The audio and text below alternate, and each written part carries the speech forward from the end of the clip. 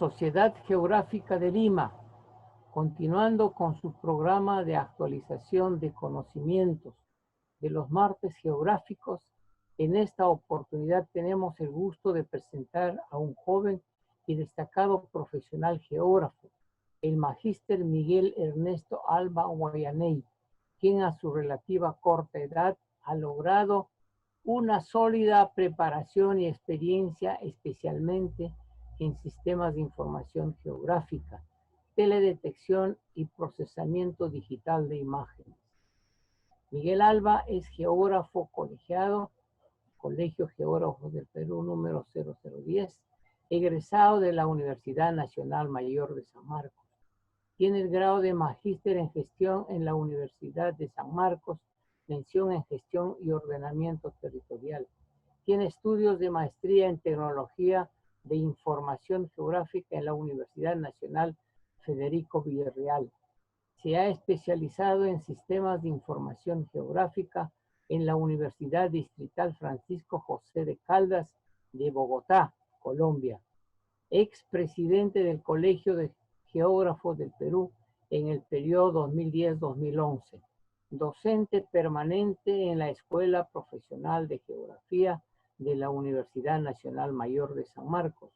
Responsable del Laboratorio de Geomática. Miembro del Consejo Directivo de la Sociedad Geográfica de Lima, con el cargo de secretario e inspector del Centro de Datos e Informaciones. Publicaciones destacadas. Aplicación de la teledetección para el análisis multitemporal de la regresión glaciar en la Cordillera Blanca, provincia de Huaraz, distritos de Huaraz e Independencia, periodos 1989, 1998 y 2005. Aplicación de la geomática en el análisis geomorfológico de la subcuenca quebrada de Cojub, Huaraz, Ancash, Perú. Evaluación de la calidad de datos de diferentes fuentes integrados dentro de un sistema de información geográfica para fines de zonificación ecológica, entre otras. Experiencia laboral. Ministerio del Interior, Proyecto Especial CORA, Dirección CADA, Dirección de Hidrografía y Navegación de la Marina de Guerra del Perú, DHN, Hidronap, Comisión Nacional de Investigación y Desarrollo Aeroespacial, CONIDA, Sociedad Geográfica de Lima, Instituto Nacional de Estadística e Informática, INEI, entre otras instituciones. Antes de dar la palabra a Miguel Alba, quisiera acotar que el desarrollo del conocimiento, la tecnología y sus respectivas herramientas desde los periodos iniciales de la humanidad hasta nuestros días ha jugado un papel decisivo en el desarrollo de la sociedad a través de lo que se conoce como fuerzas para producir o fuerzas productivas. Ahora tenemos problemas para superar la pandemia con el esfuerzo de tecnología médica para encontrar su solución. Pero a su vez nos encontramos en un acelerado proceso de desarrollo científico y tecnológico. En consecuencia, el tema a desarrollarse en esta charla relacionado con lo más avanzado de la geomática es de suma importancia para los trabajos de zonificación ecológica, económica y social y el ordenamiento territorial, fundamentos para la planificación del desarrollo local, regional y nacional. Dejo a ustedes al magíster Miguel Alba, huaracino de nacimiento, quien tratará el tema glaciares peligrosos en la Cordillera Blanca, caso Quebrada Cojub, Huaraz. Gracias. Buen día con todos. Ante todo, agradecer a la Sociedad Geográfica de Lima por invitarme a participar en una de las conferencias de los martes geográficos. Quien les habla, Miguel Ernesto Alba Guayaney, geógrafo, con grado de magíster en Geografía, mención Gestión y Ordenamiento Territorial, con estudios realizados en la Universidad Nacional Mayor de San Marcos. Actualmente soy secretario e inspector del Centro de Datos e Informaciones en la Sociedad Geográfica de Lima y soy docente responsable del Laboratorio de Geomática en la Escuela Profesional de Geografía en la Universidad Nacional Mayor de San Marcos. La conferencia que voy a compartir con ustedes se titula Glaciares y peligros en la Cordillera Blanca. Caso Quebrada Cojup, Huaraz.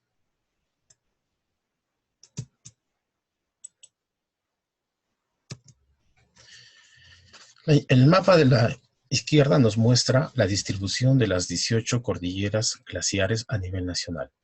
Entre ellas destaca la Cordillera Blanca, que se localiza en el departamento de Ancash. Abarca una superficie de 340.000 hectáreas y este parque nacional fue creado el 1 de julio de 1975. El día de mañana están de aniversario, conmemorando los 45 años de creación. La UNESCO lo declaró Reserva de Biosfera el 1 de marzo de 1977 y fue declarado Patrimonio Natural de la Humanidad en el año de 1985. Abarca 10 provincias del departamento de Ancash y en su superficie está comprendido 660 glaciares, más de 300 lagunas de origen glaciar y alimenta 3 cuencas. La cuenca del río Santa, ¿no? El río recorre de sur a norte el departamento y desemboca en el Océano Pacífico, una cuenca muy importante. La del río Marañón, que es tributario del Amazonas, y el río Pativilca, en la parte sur del departamento. Vale recordar que la Cordillera Blanca posee más del 40% de la superficie glaciar en nuestro país. La siguiente imagen nos muestra un mapa base, una carta nacional, donde se resalta la topografía. La topografía con las formas de relieve característico de las zonas de alta montaña, la ciudad de Huaraz en la parte centro izquierda de la carta, y en color negro tenemos los límites políticos administrativos de los distritos que comprenden la provincia de Huaraz. Esta imagen en vista 3D, gracias a Google Earth, nos muestra la ciudad de Huaraz al centro de la imagen, los ríos Paria y Auqui, que confluyen y dan origen al río Quilcay, que es tributario del río Santa por la margen derecha, y las quebradas que dan origen a estos ríos. Vemos que el distrito de Independencia comprende la quebrada Yaca, la quebrada Cojup, la quebrada Churup, la quebrada Quilcayhuanca, es el límite entre ambos, y en el distrito de Huaraz tenemos la quebrada Shayap y la quebrada Rajucolta. El río Santa es uno de los ríos más importantes de la costa peruana, porque gracias a sus aguas tenemos hoy en día pues la expansión del área agrícola en las tierras cereáceas del departamento de La Libertad y en parte de Ancash también. La siguiente imagen nos muestra un mapa geológico que es importante porque las unidades geológicas que son el basamento rocoso sobre el cual están asentados los glaciares es bastante importante, ¿no? La Cordillera Blanca se acentúa sobre el batolito de la Cordillera Blanca, conformado por granodioritas, dioritas y tonalitas fundamentalmente. En azul tenemos el límite de la subcuenca Quebrada Cojup. Esta fotografía panorámica de la ciudad de Huaraz nos muestra la zona urbana actual, las zonas de expansión y la Cordillera Blanca en toda su majestuosidad al fondo. Esta parte corresponde a la quebrada Cojup, motivo de estudio. Esta otra fotografía fue tomada desde el mirador de Rataquenua, donde resalta mucho mejor los nevados que están en la quebrada Cojup, que no pueden ser apreciados desde Huaraz, ¿no? Por la posición en la que se encuentra. Lo que sí vemos son los nevados de la quebrada de Yaca. Igualmente, en la ruta hacia Macashca, observamos los nevados de la quebrada Cojup, que son estos. y el Nevado Churup. La zona se caracteriza por presentar belleza paisajística, ¿no? Los nevados son ecosistemas altoandinos que son bastante interesantes para los deportes de alta montaña y son reservas de recursos hídricos importantes en nuestro país. El calentamiento global está afectando seriamente la biodiversidad existente en la zona, alterando el ciclo hidrológico. Aquí podemos observar en la quebrada de Cojup, ¿no? Los nevados de Cojup al fondo, justamente. Aquí tenemos el río Cojup, la presencia de ganado exótico, vacuno, en la quebrada. También hay ganado caballar, la presencia de ovinos, que son especies introducidas por las comunidades campesinas, no son propias de la zona y de alguna manera también ejercen una presión y un efecto negativo sobre el ecosistema altoandino. Y en esta otra imagen tenemos la presencia de un bloque que fue desplazado en el aluvión del año 41. Vemos aquí dos personas a la escala, ¿no? Para tener una idea del tamaño de ese bloque. Esta vista en 3D nos muestra justamente una panorámica de la laguna de Palcacocha. Nótese claramente las morrenas que la contienen, las morrenas laterales y la morrena frontal. Este es el dique por el cual desfogan sus aguas hacia la quebrada Cojup.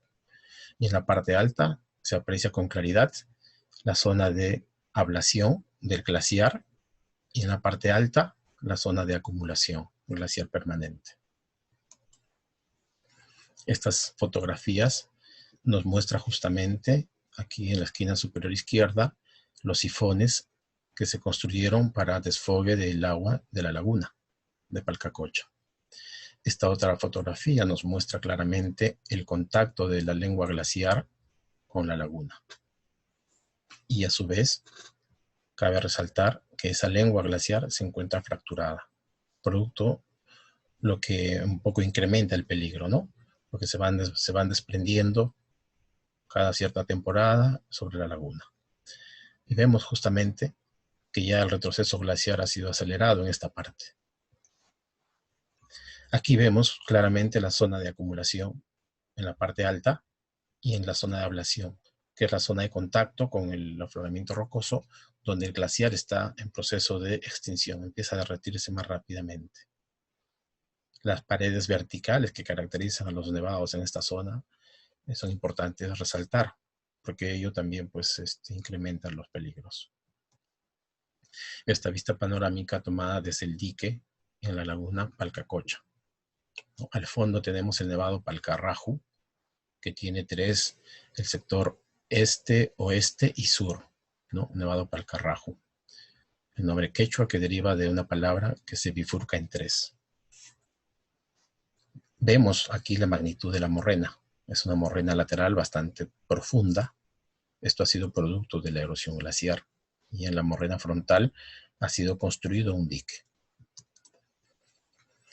Un trabajo de campo realizado con mis estudiantes de la Escuela de Geografía de la Universidad Nacional Mayor de San Marcos, el año 2016, nos permitió conocer in situ cuál es la magnitud de esta laguna, estudiar el retroceso de los glaciares a nivel de técnicas de teledetección, utilizando imágenes satelitales de diferentes sensores, para que los estudiantes puedan comprender en realidad el efecto del cambio climático.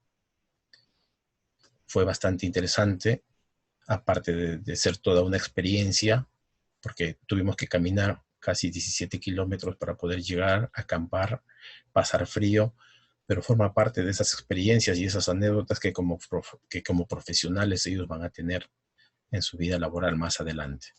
Una experiencia muy grata, bastante impresionante ver ese efecto del derretimiento de los glaciares, ¿no? En esta zona. Es muy preocupante. Aquí tenemos una carta topográfica, una carta nacional y una composición en falso color de los glaciares. Quiero resaltar aquí que para la elaboración de la carta topográfica, la carta nacional, se hizo con fotografías aéreas que fueron tomadas en la década de 60. y la cartografía se generó en la década del 90.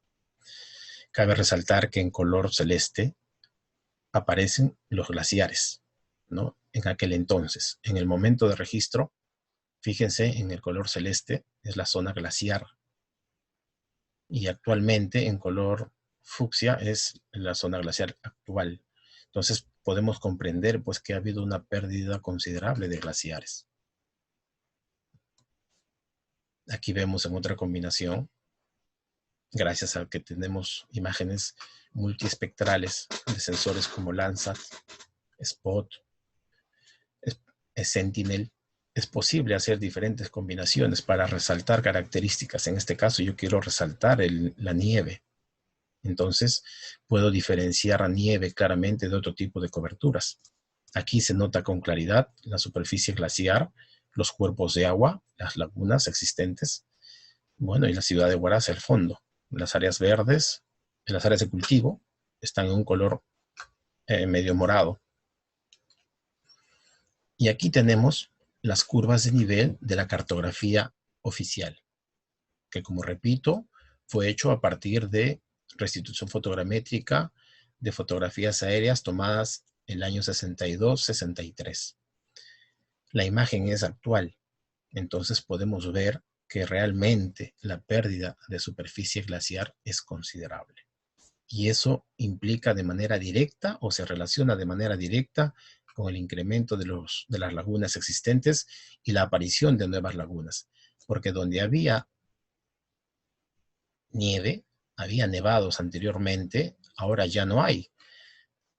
Más al contrario, han aparecido nuevas lagunas, muchas de ellas colgantes.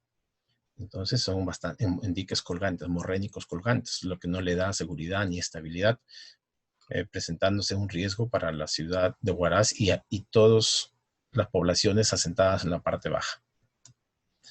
Esta fotografía histórica, mucho antes del aluvión de Huaraz, nos muestra la campiña huaracina. Aquí vemos en la iglesia, esta debe ser el barrio de San Francisco, Belén. Bueno, no me oriento muy bien, la fotografía es bastante antigua, pero por aquí está la Plaza de Armas. Esto debe ser en todo caso Belén, ¿no? Huarupampa para este sector. La foto es muy antigua. La zona de Pedregal todavía no estaba habitada. El mirador de Rataquénoa. Y vemos pues que Huaraz eran áreas extensas de cultivo, ¿no? La ciudad era una villa bastante pequeña. Aquí tenemos una secuencia multitemporal gracias a la composición en falso color, utilizando bandas infrarrojas de sensores como Landsat en el año 89, Spot en el año 98, Aster el año 2005 y una imagen Landsat 8 del año 2019. Se nota con claridad cuál es la superficie de la laguna, ¿no? Esta es la laguna Palcacocha, en la quebrada Cojo, el año 89. El año 98 empieza a incrementarse. El año 2005 es mucho más grande y el año 2019 pues es mucho mayor. Si lo vemos en cifras, el año 89 esa laguna tenía una superficie de 7.81 hectáreas. El año 98, 12.54 hectáreas, lo que significa un incremento de 4.73 hectáreas. El año 2005 se incrementó a 41.71 hectáreas, ¿no? Eso es un incremento de 29.17 hectáreas. Y al año 2019 la superficie glaciar es de 50.1 hectáreas, ¿no? Un incremento en relación al año 2005 en 14 años de 8.39 hectáreas. Es importante conocer la historia. La historia nos va a narrar qué sucesos han ocurrido en la región, en la localidad. Desde 1700 a la fecha hay registros históricos, datos históricos. Como por ejemplo, este que nos muestra que el 4 de marzo de 1702 hubo una inundación en la ciudad de Huaraz. Hasta varias varas, que era la unidad de medida de aquel entonces, de altura. El 6 de enero de 1725, un sismo ocasiona avalanchas de hielo y ruptura de lagunas que destruyen la ciudad de Huaraz, donde se derrumbó el templo de los padres franciscanos Jesús, María y José, Desaparecieron 1.500 habitantes, quedando solo 300. El 24 de junio de 1883, a consecuencia del desborde de la laguna Tambillo o Rajucolta, esto está en la quebrada Rajucolta, ¿no?, en Macashca, fue parcialmente destruido, no cuantificándose víctimas. Mientras que el 13 de diciembre de 1941, muy cerca de las 7 de la mañana, se produce el desprendimiento de un glaciar que cae sobre la laguna de Palcacocha, la cual se desborda y en contados minutos llega a la ciudad de Huaraz, destruyéndola en un 60% y causando más de 6.000 víctimas. Justamente ese es el desastre socionatural más importante que tenemos en la zona y que es motivo de esta disertación. La presente fotografía nos muestra la laguna de Acochacocha o Palcacocha en el año 1932, ¿no?, casi 9 años antes del aluvión de 1941, que es donde se desborda por el desprendimiento de una cornisa glaciar sobre la laguna, rompe el dique. Hemos visto más adelante en la foto anterior, vimos que este dique morrénico es bastante profundo, donde está la laguna actualmente. Rompe el dique y se desborda por este lado, ¿no?, ocasionando el aluvión. Esta fotografía aérea oblicua, tomada sobre el mirador de Rataquenua, nos muestra la magnitud del aluvión. Aquí tenemos la plaza de armas de la ciudad de Huaraz. Aquí está el barrio de Belén, el barrio de San Antonio, el barrio de San Francisco, el jirón José Olaya, en la Soledad. Acá está la Soledad, José Olaya, y este es el río Auqui con el río Paria, que confluyen y dan origen al río Quilcay. Entonces, aquí estamos viendo cuál es el lecho del río Quilcay, ¿no?, el río Quilcay, que desemboca en el río Santa. Entre el río Quilcay, la avenida Fiscarral y la avenida Raimondi es más o menos el área que se vio afectada, casi 4 cuadras. Y hacia Centenario, cerca de la universidad. Esa fue el área barrida por el aluvión en el año 41. Otra fotografía sobre la Cordillera Negra que nos muestra la magnitud del desastre desde otro ángulo. Justamente, ¿no?, el río Auqui, el río Paria, la confluencia en Nueva Florida. Y bueno, vemos la cicatriz, la marca que dejó el aluvión aquel año. Aquí está el estadio, el penal, el colegio Raimondi hoy en día, y la zona de Pedregal, que podemos observar que todavía no estaba poblada, ¿no?, la parte alta, hacia el cementerio de Huaraz. Este es el cerro, el mirador de Rataquenua. La zona de Pucaventana, como que vamos a Macashca. Todo este relieve constituye un relieve de origen morrénico. Eso significa que alguna vez el glaciar estuvo en esta zona. Esta otra fotografía nos muestra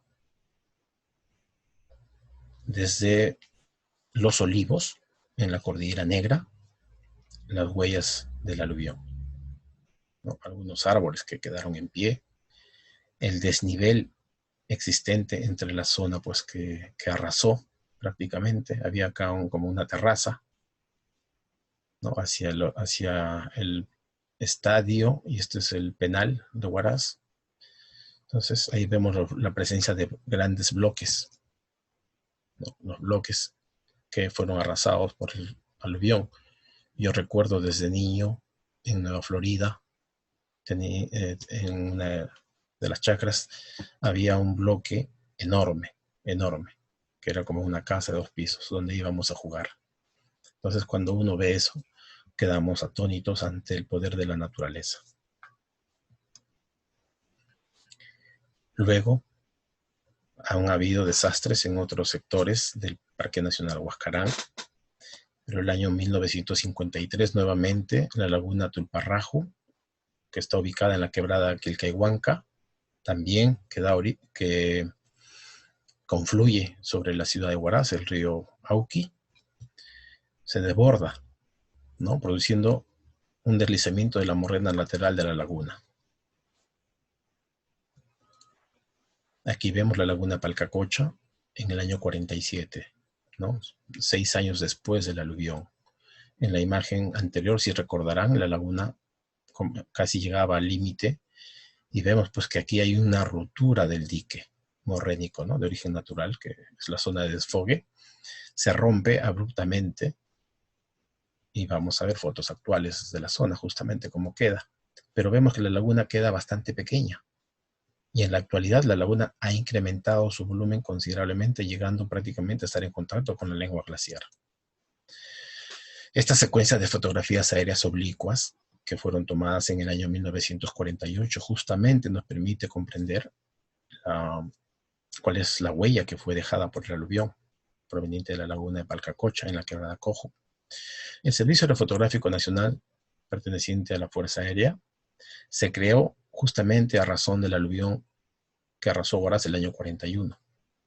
Eso motivó la creación de esta dirección encargada de hacer levantamientos fotográficos de todo el país. Y este tipo de fotografías oblicuas, a diferencia de las perpendiculares que son utilizadas para la cartografía, estas fotografías son panorámicas, pero nos permiten comprender desde una perspectiva ese impacto, ¿no? En este caso en las cordilleras, cuál es la distribución de los glaciares, cuál es la forma de las quebradas, que son típicas, son quebradas glaciares, como podemos observar aquí, valles glaciares en forma de U. Aquí tenemos la laguna Churup, es una quebrada pequeña, muy cerca a Huaraz, una laguna muy bella también. Bueno, luego tenemos el 31 de mayo de 1970 el terremoto, que ya destruyó la ciudad, pero digamos con otro tipo de origen, ¿no? Fue un terremoto, lo que no ocurrió en la zona de Yungay, ¿no? Que fue la avalancha. Y en uno de los últimos desastres más cercanos, tenemos el 19 de marzo de 2003. Se produce un derrumbe parcial de la parte posterior de la morrena lateral izquierda de la laguna de Palcacocha, que provoca el rebalse de dicha laguna, ¿no? Afectando al 60% de la población de Huaraz, ya que la infraestructura de agua potable se vio afectada, ¿no? Por unos 6 días. A raíz de esto, en realidad, motivados por el tema, un tema bastante de mucha preocupación, yo soy huaracino y como tal tengo interés en estudiar lo que está ocurriendo en mi ciudad y en el entorno. Con un colega, el doctor Juan Meléndez, hicimos una investigación. Este mapa, a diferencia del mapa topográfico de la Carta Nacional, es un mapa que ha sido elaborado con curvas de nivel a escala 25.000 para tener una mejor definición del relieve y con ello pues hacer un mapa geomorfológico. Del mapa base, mapa topográfico, generamos el mapa de pendientes para ver cuál es la distribución del relieve, cómo es la topografía en la zona, ¿no? Y vemos pues que aquí predominan zonas de muy fuerte pendiente, ¿no? Mayores a 49 grados. Son 7.6 kilómetros cuadrados, ¿no? Son pendientes bastante fuertes. El fondo de valle, bueno, relativamente plano, y se elaboró el mapa geomorfológico. Un mapa que nos permite comprender a un buen nivel de detalle para comprender los procesos que ocurren en la cordillera, en la zona altoandina. Y la geomorfología es una rama de la geografía física que nos permite justamente entender los procesos que originan, en este caso, las formas de modelado glaciar. Es muy importante porque ello nos va a permitir comprender qué ocurre en la parte superior y que esos procesos van a afectar de manera directa en la parte inferior, donde está la ciudad de Huaraz. Hicimos trabajos de campo. Y aquí vemos el valle glaciar, el valle típico en U. El Tárgol principal, donde está el río Cojo, y los bloques de roca grande dorita que fueron desplazados en la remoción en masa. Bueno, está el colega Juan Meléndez, 2 alumnos en aquel entonces, ahora son jóvenes profesionales, colegas. Estoy yo y un colega que trabaja en Caras. Vemos las formas de modelado glaciar, justamente. Laderas con declives mayores a 49 grados, bastante fuertes, son paredes muy empinadas, prácticamente verticales. Las pirámides, esas formas angulosas producidas por el glaciar, la escorrentía glaciar que sigue erosionando y las líneas de hombrera, ¿no? Las zonas donde se rompe el equilibrio. Aquí, las líneas de hombrera, y tenemos justamente ese valle típico, los valles glaciares, a diferencia de los valles fluviales que son en B. El valle glaciar, como podemos observar, es en U. Aquí están los glaciares, el valle, las morrenas, que son esos depósitos que fueron dejados por el hielo en su retroceso. Otra vista de la laguna Palcacocha, donde justamente se muestra ese dique, ¿no? En una fotografía anterior ustedes vieron el nivel de agua. Posteriormente se rompió el dique. Bueno, acá está la laguna. Y el año 2003 nos menciona que en la morrena este de la margen izquierda se produjo un desprendimiento y ocasionó pues una pequeña avalancha, ¿no? Lo que afectó a la ciudad de Huaraz. Se estima que en el año 41 prácticamente se llegó a vaciar la laguna, dejando solamente una pequeña lagunilla, como lo hemos visto en las fotografías de la época. 68 años después, la pequeña laguna alcanza a desarrollarse muy aceleradamente. Esto a consecuencia de la retracción de la lengua glaciar que baja de los nevados Palcarrajo y Pucarranra. Estos dos nevados, ¿no?, tienen sus lenguas glaciares.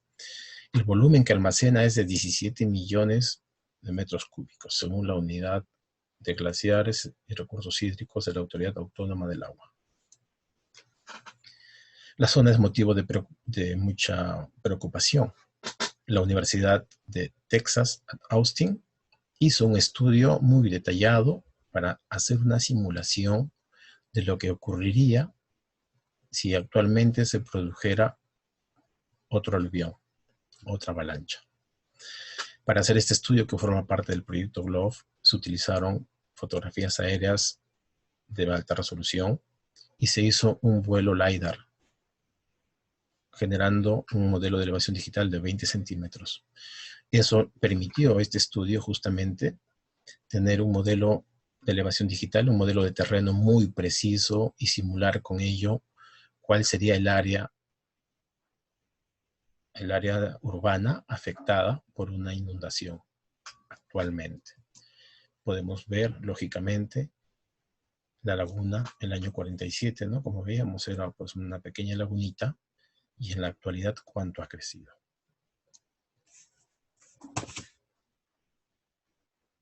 7 veces su tamaño. También es importante mencionar, pues, que como investigadores hemos participado en eventos ligados a la temática, como es el primer Foro Internacional de Glaciares que fue realizado en Huaraz el año 2013. Hicimos justamente una ponencia relacionada a la temática, que se llama Aplicación de la teledetección para el análisis multitemporal de la regresión glaciar en la Cordillera Blanca, provincia de Huaraz, distritos Huaraz e Independencia, utilizando imágenes del año 89, 98 y 2005. Los resultados de esa investigación fueron compartidos en ese congreso.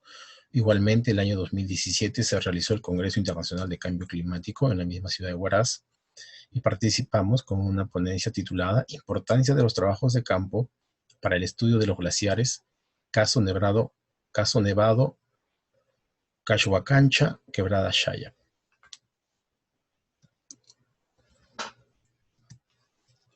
Bueno, puedo concluir diciendo que el modelado producto de la geomorfología glaciar de la Cordillera Blanca genera paisajes atractivos para la vista humana.